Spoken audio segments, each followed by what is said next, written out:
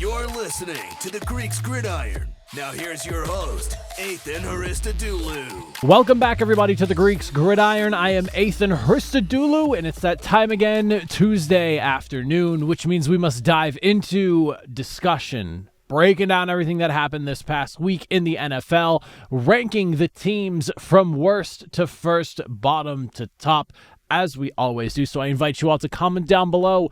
Let me hear from you. We got an interesting week of football to go over. We started and ended the week with two 10-7 games, which is pretty wild that we capped off and started off the week basically the same exact way.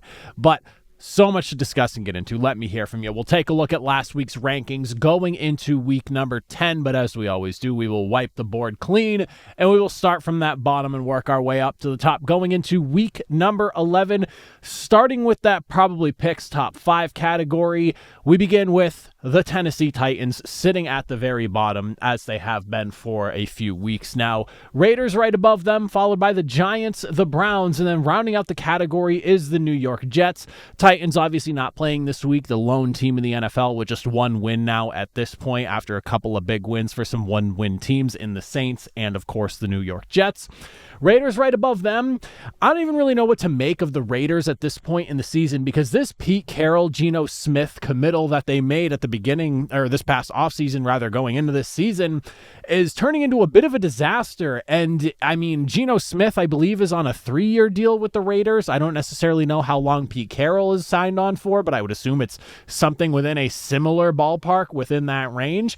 This just feels like a team that it's going to have to go through some sort of a reset this offseason where maybe you're giving Pete Carroll another year to bring in some more guys that are more along the lines of his liking. And I mean, you do have some pieces to build around, but this is a disaster of a season in my eyes for a Raiders team that I think had a lot of high hopes with the moves that they made, not only going into the season, but also like just from the draft, what they did during free agency. Pete Carroll was supposed to be a culture shift for this team. And I mean, Geno Smith was supposed to bring stability to a quarterback room that has not really had stability since, I mean, you could go back to like Derek Carr's MVP season, if you, I guess, as like the closest, most recent example. So a team that has just kind of lost its way.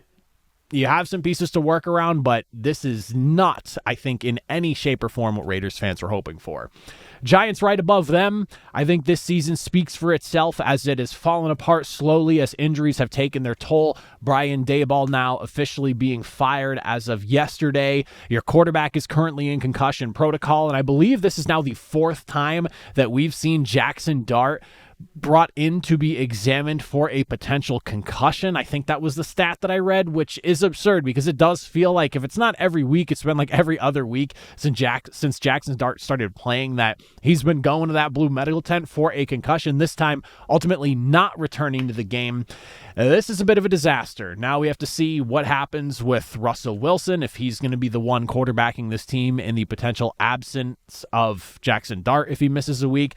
I will say, though, that one thing I am curious to see play out with this team now is what offensive coordinator Mike Kafka does as interim head coach. He's somebody who's gotten some head coaching looks in the past and someone that I know is considered very highly of around the NFL by a lot of people as a strong offensive mind. So I'll be interested in seeing if this Giants team makes any sort of step forward or any sort of progress, but unfortunately, between injuries and the situation that the Giants were in, I thought Brian Daboll could maybe hang around longer, but you've blown 4 different leads now of 10 points or more throughout this season, and the last couple of weeks just felt like the losses were starting to compound. Like, you had the Bears dead to rights and ultimately blew the game in the 4th quarter, so unsurprising to see where things have finally ended for New York and Brian Daboll, and I'm looking forward to seeing what the future holds for the Giants as they kind of wave the white flag at this point.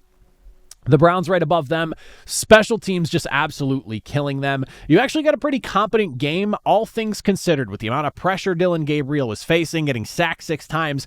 You got a pretty solid game out of him. Ultimately, though, like I said, the special teams giving up a kick return and a punt return touchdown on back-to-back kick and punts for the New York Jets here. And you lose to a quarterback now that ultimately, threw for 50 some odd yards in a game and did not really have to do a ton. I mean, just nasty work by Cleveland to lose a game like this, especially to a Jets team that just sold off at the trade deadline and weakened up their defense. It's a shame, because if special teams even holds it together for one of those big plays, you ultimately have yourself a different conversation and potentially a win here. But Cleveland now sitting at 2-7, back in the bottom 5 of the NFL for me. And then the Jets right above them. Big shout outs to Isaiah Williams, and I believe it is Kune Wangu, I believe is how you pronounce his name. I'm not really sure. I'm reading literally the pronunciation here. I tried to get it off the Pro Football Reference, but I'm not even sure how this pronunciation is pronounced, so excuse me if that is incorrect. Shout out to them for their 2 return touchdowns, though. But I also got to give it some credit to the defense, because a lot of people, myself even included, really doubting what this defense could even look like going forward after you opt to get rid of both Quinnen Williams and Sauce Gardner this past week at the trade deadline. I think a lot of people were expecting that defense to maybe fold quickly. But like I said, yeah, the Browns got like a serviceable game out of Dalen Gabriel, but they did a good job hanging on against Quinshaw Judkins, and they didn't really let too much get by them in this game against Cleveland, and it's just the Browns offense we'll kind of see as the weeks go on. But for the Jets to go out and get a win after selling off at the deadline, at the very least, this team is still fighting for Aaron Glenn, and I think that's a good sign for this team going forward.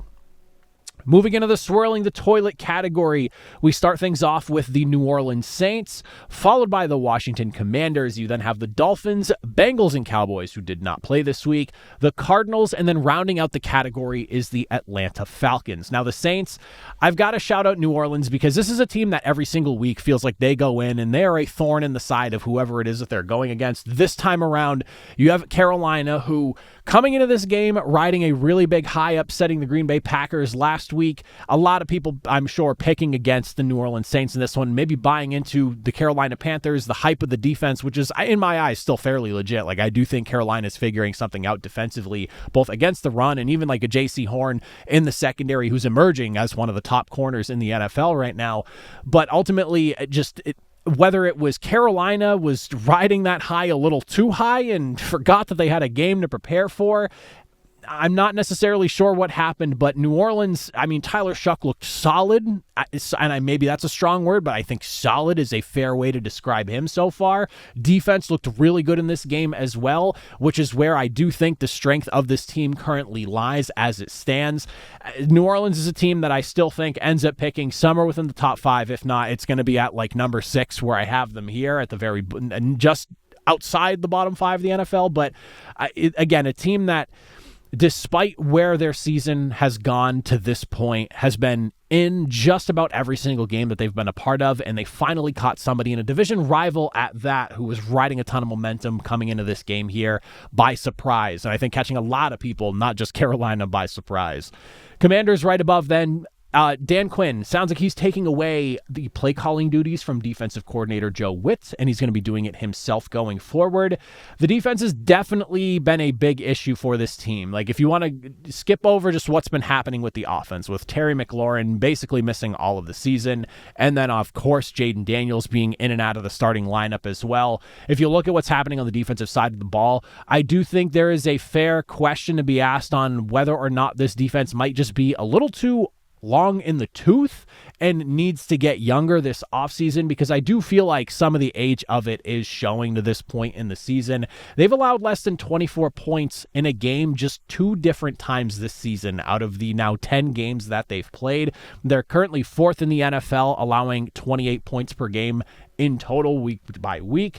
There's definitely some work that needs to be done there. I don't know if Dan Quinn taking over play calling duties is really going to change a ton, because I think their flaws run a little bit deeper than that. And this is something that I kind of had concern about this unit coming into this season, because rather than like infusing youth and talent into the defense, and the defense wasn't great last year, it felt like they just added more aging veterans. So you look at like the Von Miller edition and things like that. So I'll be interested to see where this team goes moving forward, if the defense can tighten things up and hold the fort down for apparently a Jaden Daniels that is, I guess, going to make a return sooner than a lot of people anticipated, with apparently his elbow injury not being as bad as some people thought. But 3-7 right now, not the year that this Commanders team was expecting.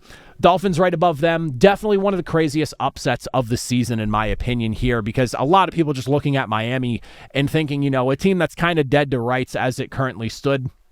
The offensive talent, of course, flashing in this one. Big game from Devon Achane. Basically, you got a lot of the same from the first time around that these two teams played. A heavy dose of Devon Achane, who basically kept the Dolphins in the last contest that they had against Buffalo. So I'm not really surprised there. I think the bigger surprise for me is just how this defense was able to capitalize, force a couple of mistakes off of Josh Allen, and just keep this Bills offense largely in check and make some massive plays when it mattered most. For a defense that a lot of people, and even myself included, have pointed out, maybe not necessarily the hardest defense and getting called soft at varying points throughout this season. Dolphins catching me, and I'm sure a lot of other people, by surprise this past week. And for what it's worth, again, another team that season has not gone well by any means. And I have pointed out plenty of times that I think this is the week that Mike McDaniel is going to end up getting fired. And it seems like he's going to, at the very least, ride out to the end of the season. I'll be curious if they're able to salvage anything, and if Mike McDaniel can keep himself around through this next offseason. I don't really think that's the case, and I feel like ownership is just allowing this to ride out to the end of the year, because I don't really think firing Mike McDaniel at this point really does anything or solves anything. But I will say I'm surprised, because Miami now are winners of two of their last three football games. And that's not something I anticipated in any shape or form coming into this matchup against Buffalo. Bengals and Cowboys right above them. Both teams did not play this week. As it stands, I will just keep them where they are. I do actually think they technically slid up, if I'm remembering correctly, just because teams falling down below them. But it might just be that they stayed pat. I don't remember off the top of my head. Cardinals right above them. I think it's pretty fitting for Arizona to go out and essentially announce that they are basically shutting down Kyler Murray to allow him to get healthy with the toe injury that he's dealing with, the turf toe injury that is, but also kind of going out of their way and saying that Jacoby Brissett is our guy. And then you go up against Seattle and just get your absolute doors blown out. I don't ever, and I will say this, I'm definitely guilty of watching what has been happening the last few weeks prior to this matchup with Seattle and questioning why the offense felt like it was operating a little bit better under Jacoby Brissett as opposed to when Kyler Murray was under center. But I never really thought that Jacoby Brissett being the starter going forward was always the answer. Like, at the end of the day, the upside lies with Kyler Murray, but the reality is, prior to that game against Seattle, the passing attack at the very least did look better than what Arizona had been putting on tape prior to Kyler Murray going down with his injury. Now, you go into this one, you get absolutely flattened. You are down 35-0 halfway through the second quarter, and I think it tells you all you need to know about where this team currently stands. I cannot help but keep going back to that matchup against Tennessee and feeling like that game just absolutely killed this season for the Cardinals. That collapse in that game is something that is like, it's the tipping point of this season for Arizona. And I think it's very easy to point to as to when this season was lost. And now at this point, and injuries are also catching up with Arizona as well. Don't get me wrong. Like, there's a lot going on. It's not just that, but that is definitely like the turning point in my eyes. We'll see what happens with Arizona the rest of the way, but I don't have a ton of hope for them as the way things are playing out. Falcons above them to round out the category. The Falcons lost this week, and even some of the other losses that they've had this season, is essentially going to be the way things are until one of two things happens, and that's either Michael Penix figures it out or they opt to move on from him. Because at this point, the inconsistency you're getting from Michael Penix at quarterback is really what's holding this team back. And I don't really know else what it could possibly be beyond that, because the defense did everything they could between the second and third quarter. Yeah, maybe letting Indianapolis move the football, but still coming away with takeaways or just ultimately stopping the offense from putting points on the board. And I understand, Jonathan Taylor had a great game. Obviously, that's Jonathan Taylor. That's what he does week in and week out. He's in the MVP conversation for a reason.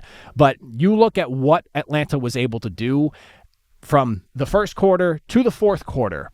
outside of just Jonathan Taylor running wild, I mean, you had an opportunity multiple times to take this game away from Indianapolis, and you just could not get it done. And I keep going back to just bad quarterback play. Whether it's just Michael Penix needing more time to develop, or he's not the right guy, I don't think we have the firm answer on that yet. But I do think right now the biggest issue with this team is inconsistent quarterback play. Moving into the Jeff Fisher 500 Club, we start with the Minnesota Vikings, followed by the Jaguars. We then have the Panthers, the Ravens, the Texans, and then rounding out the group, we're looking at the Chicago Bears, who have been sitting in that spot, I think, for the better part of nearly a month now, and just will not do enough to edge themselves into the playoffs. We will talk about that in a second, though. Starting with the Vikings, I think we're getting into a real situation here where J.J. McCarthy, who in this game had to drop back and attempt 42 passes in this game, is really looking like not the guy, or really not looking like the guy for Minnesota. And it's insane to think that at one point the Vikings had Sam Darnold. They also had Daniel Jones, who's, I mean, aside from these last couple of weeks, had himself a pretty solid season so far as well. But the conversation is getting extremely loud with the lack of production you are getting out of J.J. McCarthy, and it feels like a little too much is being put on his shoulders right now, and that's kind of the biggest issue for Minnesota. And because defensively, they're still a pretty good unit, and they've hung around in some games, and even while you had Carson Wentz in the fold, again, you could just go back to not so great quarterback play, and it's a shame because you have Justin Jefferson, and you have some really talented guys on that offense overall. But I'm at this stage more than okay with watching the J.J. McCarthy bandwagon make its way down the road without me. And it's early. He missed his entire rookie season, so there's still, time to let him grow. But what we've gotten from J.J. McCarthy to this point this season is just not promising in the slightest for Minnesota's situation. Jaguars above them. Got to be the fakest 4-1 team that I ever have seen, going from 4-1 to now 5-4. I mean, I didn't expect Houston to come back the way they did in that fourth quarter, but once things started to unravel, I smelt that comeback from Houston from like literally 1,800 miles away where I live. The way Jacksonville has played this season in giving up games late or just like barely scraping by, you look at what happened against the Raiders last week. You had yourself a game that should not have been that interesting, and your defense just could not put things away. It was the same thing that happened essentially last week, except this time around you did not come away with the win. You ultimately lost because Houston was able to get the ball last, basically with the amount of time that was left, and then put you away with a fumble, scoop, and score to end the game altogether. There's plenty of more losable games on this schedule for Jacksonville as well. I have not been impressed with Trevor Lawrence's play, and I mean the defense is really the big problem for me, especially against the pass. But this is just a team that has been above 500 for a vast majority of the season, and again was 4-1 at one point.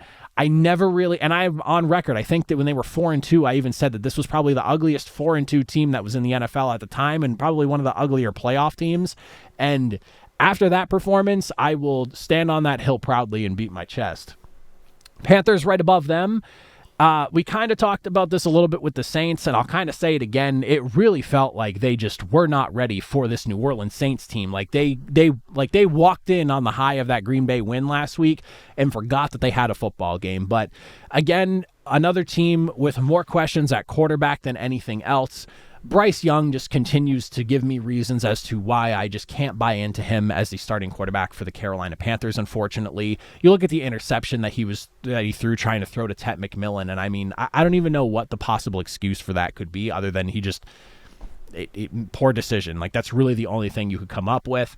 I don't know if you want to blame the fumbled snap handoff thing that happened between he and I think it was Rico Dowdle. I can't remember who he was handing the football off to anymore, but he was handing the football off to somebody and the ball ultimately ended up on the ground. I don't really know who you blame in that situation, but a bad handoff one way or the other. There's just things from Bryce Young that we've seen at this point in the season, and yeah, there's been some flashes between this year and even last year as well, but last year feels further in the mirror than anything else at this point. I don't know. And even the run game getting shut down in this one as well. Rico Dowdle, who had been absolutely lighting teams up all season long since he was allowed to be the starter for this team, and even prior to that while Chuba Hubbard was out. That didn't even work in this game as well. So Panthers feel like a 500 team, and again, I've been in a spot, and I've said this a handful of times about Carolina, I don't really know what to make of them as they've hovered around this 500 area for the better part of a majority of the season now. We'll see where they go, but I'm not super high on them as things currently stand.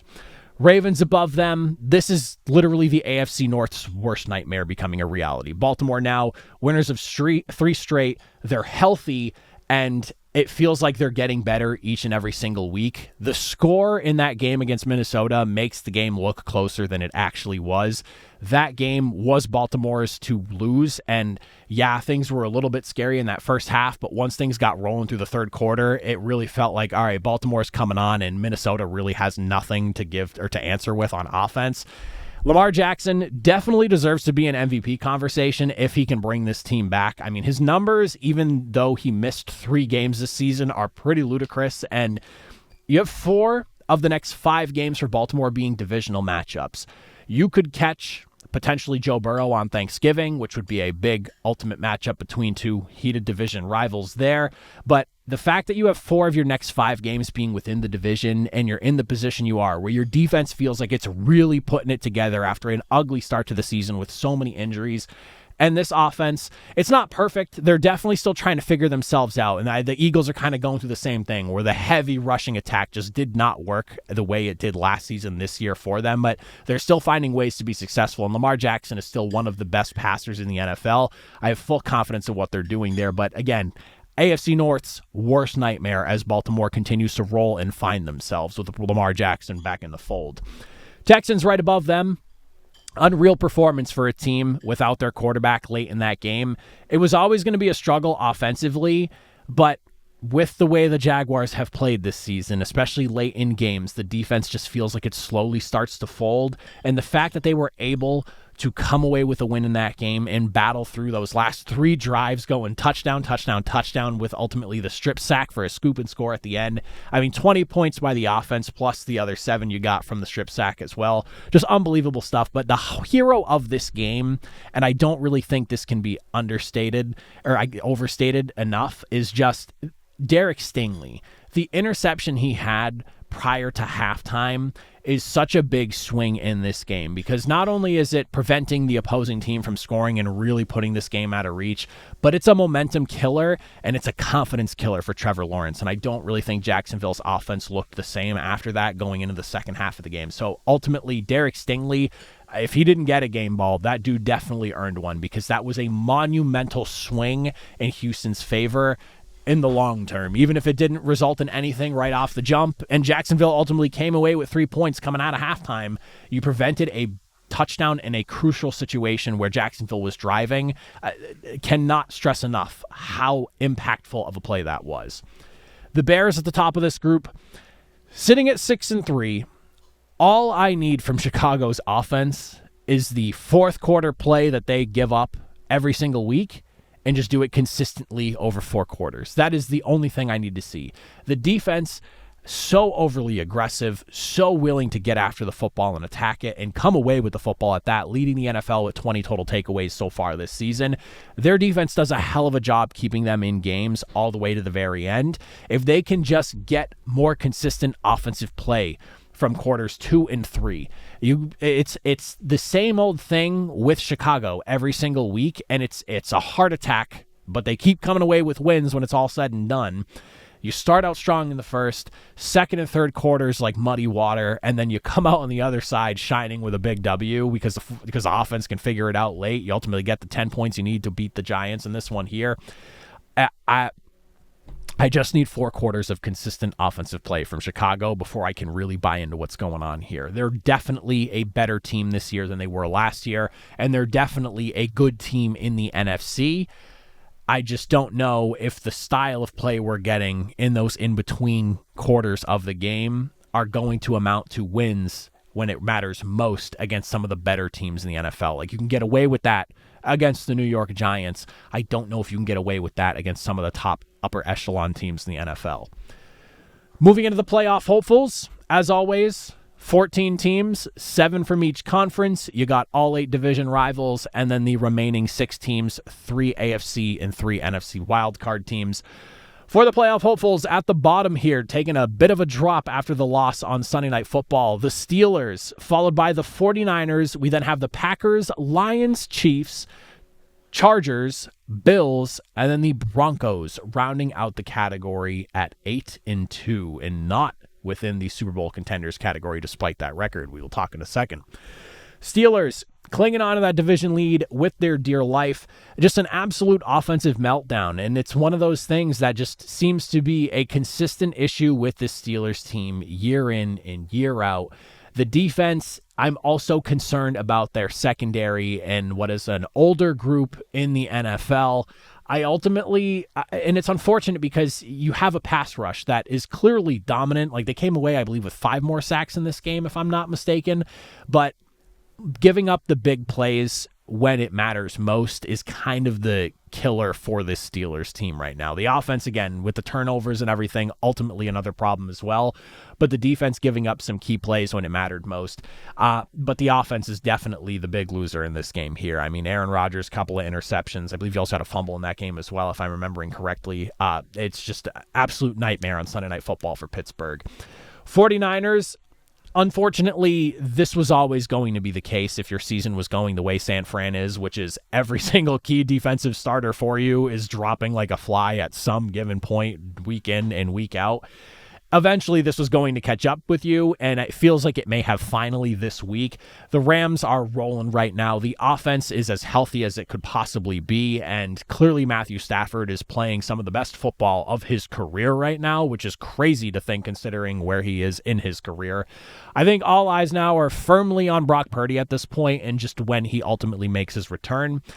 Mac Jones has done a really good job, a really serviceable job, but I think if you're San Francisco, you want Brock Purdy back now. I think it's about time that he makes his way back into the starting lineup, and I think it seems like the pressure might be mounting for that return just based off of comments and things being said over the last week or so by Kyle Shanahan.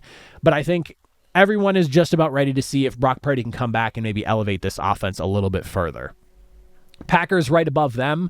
Offense is stuck in a severe rut, and if it wasn't for the defense, I mean, who knows what these last couple of weeks of losses would have looked like, which is insane to think about because, you know, you look just like 3 weeks ago against Pittsburgh, Green Bay lighting it up against that defense, 35 points put on the board and a big victory for them. But you look at the 4 turnovers that this offense has had in the last couple of weeks. I mean, this is a team that could very easily be 7-1-1 right now and standing atop of the mountain looking down on just about everybody else in the NFC. And honestly, they would be. They would have the best record in the NFC because of the tie. So offense has got to figure it out. It's a pretty healthy unit. Like, I know they're still missing Jaden Reed, and I know obviously we're ultimately without Matthew Golden in this game as well, but you have a lot of everything else. And I mean, you still have guys like Romeo Doubs, like Christian Watson. You still, and I know Tucker Kraft also another one. So maybe they're not in the best place health-wise, but you still have guys to work with. Like Josh Jacobs is still in the backfield. You got Zach Tom back in this game as well. And the defense is playing at an extremely high level. You just got to be able to find more than the 7 points you put on the board against the Eagles in this game, or the 13 points I think it was that you put up against Carolina last week. Cannot be doing that especially with how stacked the top of the NFC is right now. Like, there's a lot of offensive firepower. You look at like just the Seahawks and you look at the Rams alone, 2 teams that have no issues putting up 30 plus points in a game. Gotta find a way, because a defense can only hang on for so long until ultimately a crack or something is going to get let through. And in Green Bay's case, allowing just 10 points in a game that ultimately ends in a loss. Lions above them, looks like Dan Campbell's taken over some form of reins with the offense here, whether it's play calling, communication. It seems like it was play calling, though. This game against Washington was the exact type of game I think Detroit wanted to have, especially with that situation going on as well. You want to come in, you have a Washington team missing their starting quarterback, missing a handful of other players as well, and a team that's just not in a good spot at 3-6. You come in and you absolutely open up a can of whoop up on them. It's exactly the type of game you wanted from Detroit. Unsurprising result for me, in my opinion. The Lions are rolling right now, and if Dan Campbell is taking over the reins on offense, and he's going to be leading the charge a little bit more on that side of the football with dictating what is happening on a down-to-down basis. I'll be interested in seeing if we get more of like last season's Detroit Lions offense as opposed to what has been a little bit of a rocky offense for the Lions this season in comparison to the last few seasons. Chiefs right above them did not play this week, sitting at 5-4. We'll keep them staying where they are. Chargers, I gave them a big bump here because I kind of knocked them back last week because I was really concerned about just the injuries and things mounting and catching up to them. But despite an offensive line that is just falling apart due to injury, and Justin Herbert sacked 5 more times, he's really put the cape on and kept this team afloat. And at 7-3 right now, they're still finding ways to win. You're still getting great play out of Kamani Vidal, despite the offensive line being banged up the way it is. And you have to wonder as this team finally starts to get healthier, and maybe when Omarion Hampton returns into the fold, offense can open up a little bit more. And the concern around the O-line, and as Trevor Penning gets more and more integrated into this group, maybe you won't need to be as concerned. The defense also playing extremely well right now is a big plus for them. But for me, it's just as long as Justin Herbert is playing at a high level and the offensive line is holding up just enough for him to make enough plays to put some points on the board for this team, they're 7-3, and I have to respect that. Bills above them, nightmare situation. Absolute nightmare situation. Like I'd mentioned earlier, Josh Allen's 2 turnovers and James Cook's fumble as well. This was just an offense that could not get out of its own way, and ultimately way too little too late to finally start getting points on the board late in the game. And the run defense once again getting torched by Devon Achane. That is going to be a conversation for this team, especially as we go into this later portion of the season. You've got to be able to stop the run as the months get colder, especially as a team in Buffalo, of all places. You've got to get tough up front. I know you're dealing with injuries along the defensive line. I get it, but unfortunately, excuses are not going to win you football games, and it can't brush away the weaknesses of this defense. They've got to figure something out.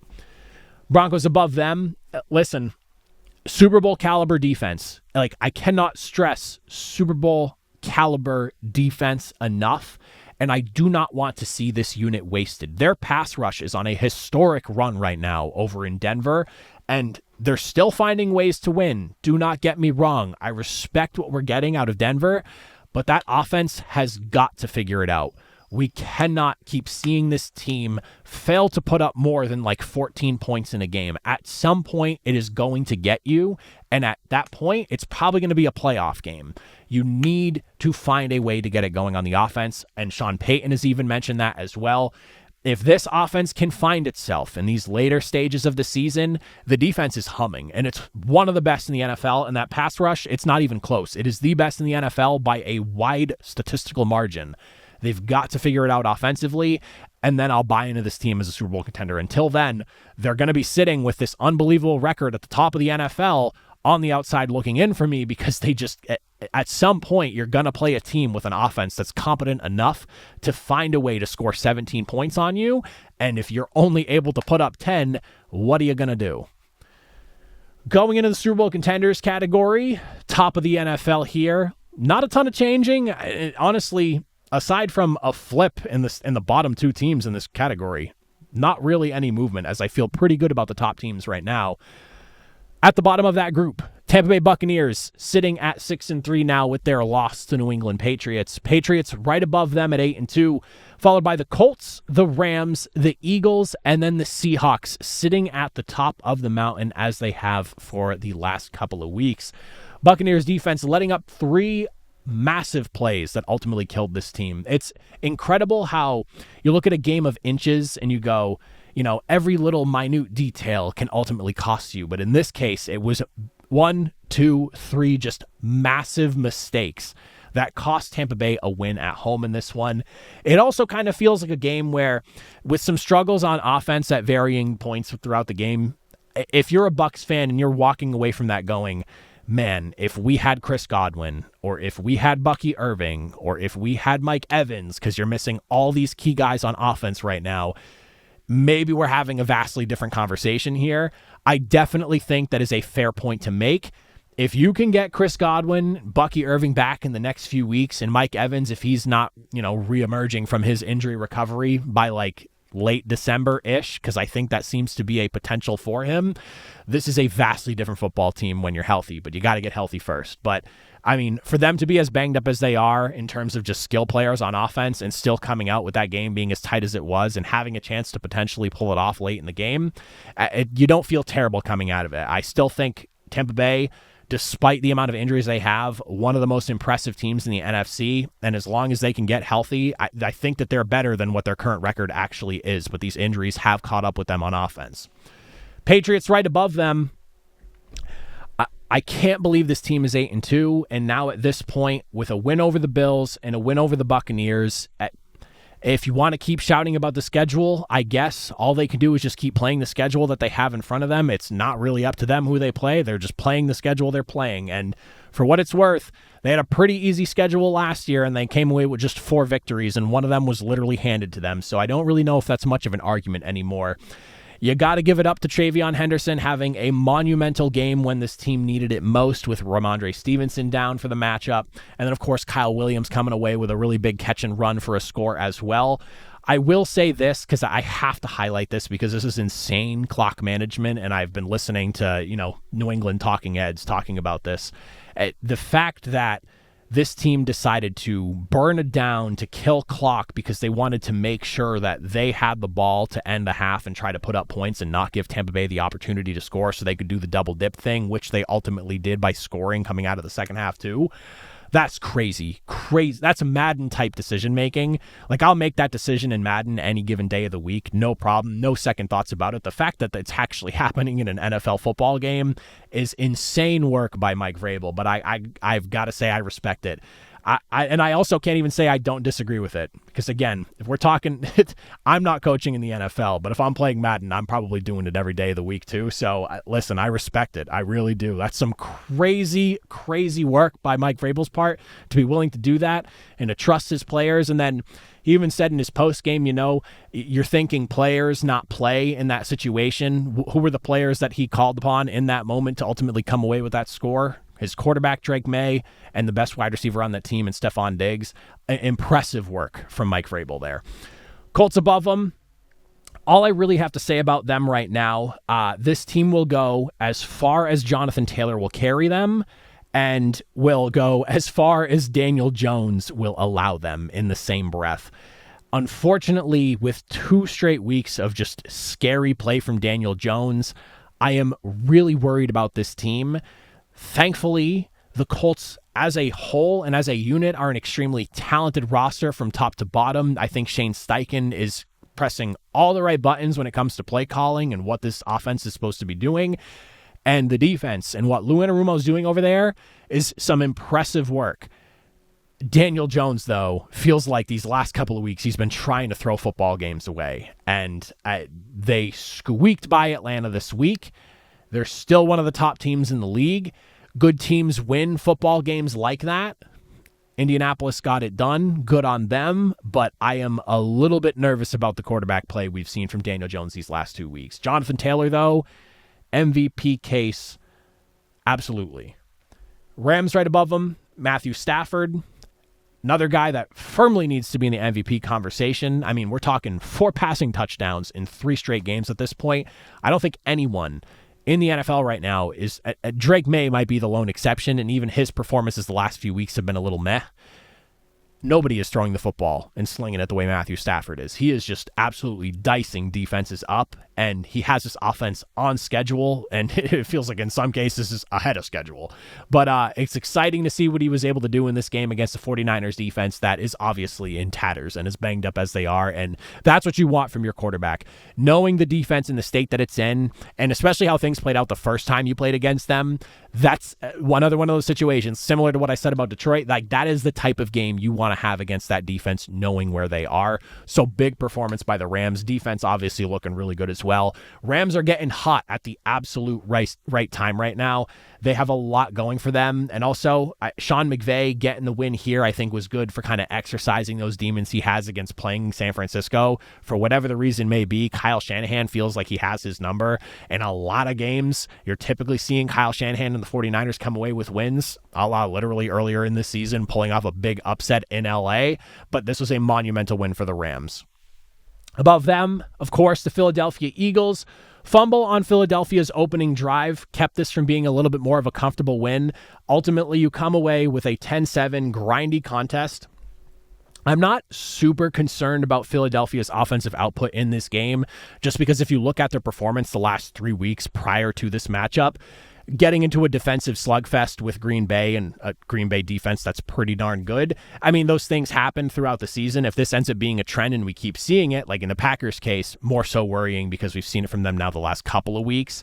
But in the case of what the Eagles have been doing, I mean, their offense has been pretty darn good the last 3 weeks at the very minimum, and they've been a pretty solid unit over the last month and some change at minimum. So not super worried about the offensive output from this game, especially in prime time Monday Night Football matchup. You get the job done. You're on the road as well. We'll take it. I will say this. I do feel like I disagree a bit with the decision on 4th down to go for it and then ultimately not get it. And then you put Green Bay in a situation where they need one play to get themselves in a field goal range. If you kick the field goal, and I know that, you're at a distance where it's like kind of long, scary-ish type of field goal, and ultimately a missed field goal puts them in better field position. Don't get me wrong. It feels like a kick you should be able to get. And then ultimately, you're up 6. You don't have to worry so much about Green Bay getting into field goal position and kicking a field goal. It all doesn't matter because they ultimately won. Green Bay did not make the kick. I just don't know how I feel about that situation there. But it still worked out in Philadelphia's favor, so the point is moot. And then the final team, on the list here, Seattle Seahawks, sitting at the top of the NFL. Another one of those, considering the opponent and where you and your opponent currently are in the season, from the 2 DeMarcus Lawrence fumble returns for touchdowns to Jackson Smith and Jigba just continuing to kill defenses and secondaries alike. This is exactly the type of game you want and a statement made to everybody in the NFL. Sam Darnold at this point is having himself a hell of a season hooking up with Jackson Smith and Jigba. That is the best quarterback wide receiver combo in the NFL right now. They are just absolutely humming right now with the way they're moving the football through the air. And Jackson Smith and Jigba, every single week I walk away going, I understand everyone looks at Justin Jefferson and goes, that's the best guy in the NFL. I know there's that group out there that looks at Jamar Chase and says, that's the best guy in the NFL right there. Jackson Smith and Jigba's really doing his best to knock on that door and be in that conversation.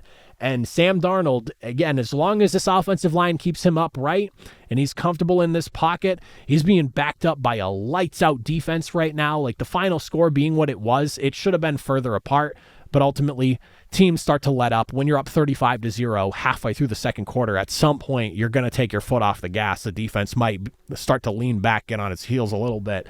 I mean, just absolute domination. This Seahawks team is so good right now from every level on the defense to what they're doing on offense. It's hard to find something not to like about Seattle and the way they're playing right now. So hence why sitting at the top of the league for me. But those are my rankings going into week number 11 of the NFL. As always, if you made it to the end, I greatly appreciate it. Comment down below. Let me hear from you. Your thoughts, your opinions, agreements, disagreements, your rankings. If you want to give me a top 5, a top 10, let me hear from you. But if you made it to the end, I greatly appreciate it. I'll see you all next time. Have a good one.